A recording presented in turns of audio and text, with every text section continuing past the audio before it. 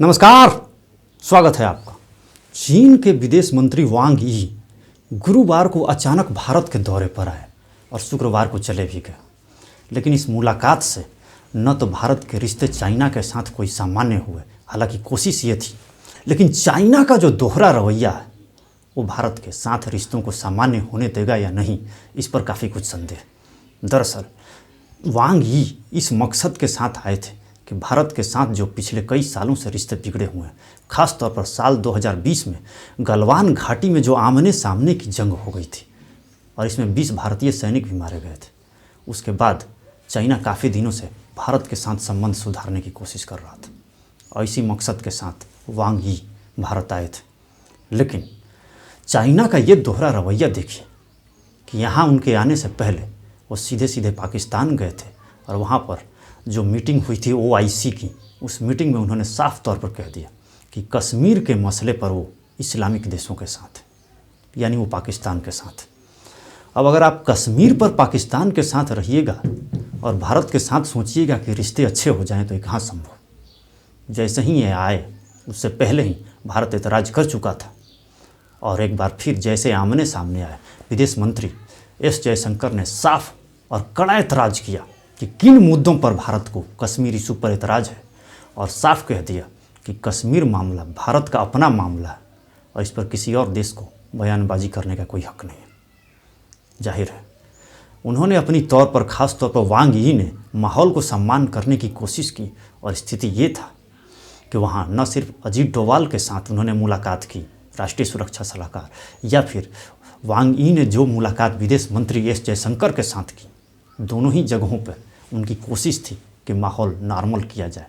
लेकिन साफ कह दिया विदेश मंत्री ने कि रिश्ते सामान्य नहीं हैं और जब तक लाइन ऑफ कंट्रोल पे स्थिति सामान्य नहीं की जाएगी, जो वहाँ पर जिस तरीके से सेना का जमावड़ा है वो नहीं हटाया जाता, तब तक स्थिति सामान्य होने की उम्मीद नहीं की जा सकती।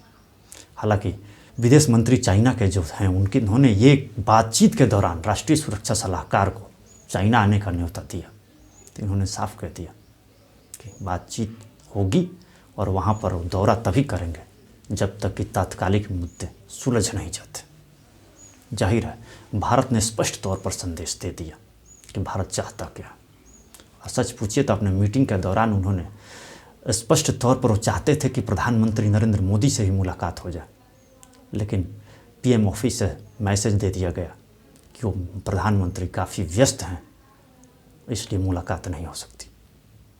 सवाल ये है कि जो व्यस्तता का हवाला दिया गया, ये कहा गया कि उत्तर प्रदेश के मुख्यमंत्री योगी आदित्यनाथ के शपथ ग्रहण समारोह की वजह से प्रधानमंत्री नरेंद्र मोदी व्यस्त रहेंगे, लिहाजा वो विदेश मंत्री के साथ मीटिंग नहीं कर सकते। ऐसा कहीं होता है? क्या आपने कभी सुना है कि विदेश मंत्री किसी मुल्क का आए हो और प्रधानमंत्री से मिलना चाह रहा हो और प्रधानमंत्री टाल दें कि मीटिंग नहीं हो सकती? ये तब संभव है जब प्रधानमंत्री को स्पष्ट मैसेज देना हो। प्रधानमंत्री मोदी को मैसेज देना था कि चाइना जो कर रहा है वो हमें मंजूर नहीं है, लिहाजा मुलाकात नहीं हो सकती। आप यूँ समझ लीजिए कि भारत में आए विदेश मंत्री और मोदी ने साफ मना कर दिया कि मीटिंग नहीं होगी। इस तरीके से एक कड़ा संदेश देकर साफ साबित कर दिया कि मीटिंग तभी होगी जब चाइना सीधे तौर पर वो बात करेगा जो बात भारत चाहता। कश्मीर का जो राग आलाप रहा है पाकिस्तान के साथ मिलकर, इस हालात पे तो बातचीत नहीं हो सकती और इसके लिए कड़ा संदेश देना चाइना को ज़रूरी था। और एक कड़ा संदेश प्रधानमंत्री मोदी ने अपने अंदाज में दे दिया, ये कह के दे दिया कि आप ठीक है, आए हैं भारत में, आइए अपने दौरा पूरा कीजिए और जाइए, मुलाकात ना होगी। ये मोदी का स्टैंड है, ये सख्त स्टैंड बताता है कि मोदी क्या चाहते हैं। और इस तरीके से पता चल गया होगा चाइना को, चाइना कम से कम इतना जान गया होगा कि भारत किसी भी मामले में चाइना से दबने वाला तो ना है। और मोदी का जो वर्जन था और विजन हुआ करता था कि हम आँख में आँख डालकर बात करेंगे, आँख दिखाएंगे नहीं लेकिन आँखों में आँखें डालकर बात करेंगे, और वही अंदाज मोदी ने फिर दिखा दिया कि अब आप इस तरीके से कीजिएगा कि पाकिस्तान में जाकर कश्मीर को सपोर्ट कीजिएगा और यहाँ आकर बात कीजिएगा अच्छे संबंधों की, तो कहाँ संभव। सवाल ये है कि चाइना अच्छे संबंध चाहता क्यों है? दरअसल हाल के दिनों में चाइना को लग रहा है कि भारत अमेरिका से दूरी बना रहा है, यूक्रेन रसिया युद्ध जो चल रहा है, इस युद्ध में जिस तरीके से भारत का रुख सामने आया है और तटस्थ रुख सामने आया है, और इस रुख में ऐसा लगा है चाइना को कि अमेरिका से दूरी बनाने की कोशिश कर रहा है भारत, तो उसको लग रहा है कि यहाँ पर अगर साथ मिल जाता है भारत का अमेरिका के खिलाफ, तो बड़ी ताकत के रूप में एशिया में दोनों मिल के उभर सकते हैं। लेकिन इस तरह की सोच को आप अंजाम तब तो दीजिएगा ना जब सीधे तौर पर कश्मीर इशू या भारत के ऐसे इशूज हैं, ख़ास तौर पर लाइन ऑफ कंट्रोल का मामला, वहाँ पर आप अपना स्टैंड क्लियर कीजिए।